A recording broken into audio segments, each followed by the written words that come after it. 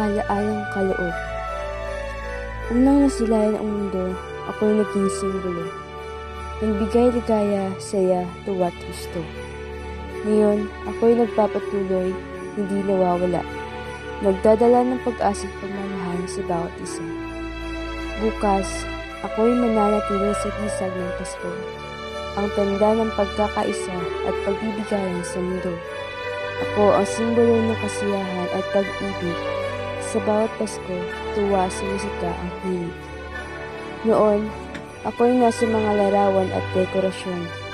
Ngayon, nasa puso't diwa ng pamilyang ako'y mayroon.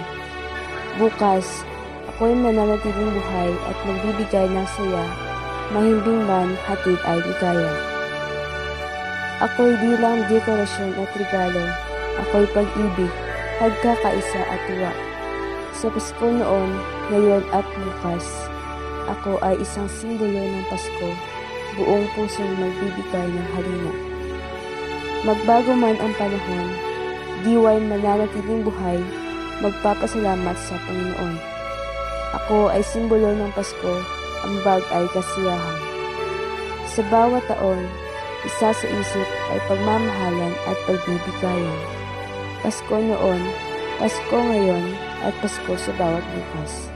Ako ay simbolo ng Pasko, nagbibigay ng liwanag at lakas. Sa bawat puso, ako'y nagdudulot ng kasiyahan at pag-ibig, magpapalaganap ng tunay na sigla't kilig.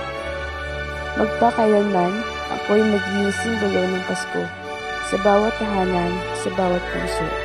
Magdadala ng liwanag at pag-asa, sa mundo na puno ng kahulugan at sigla.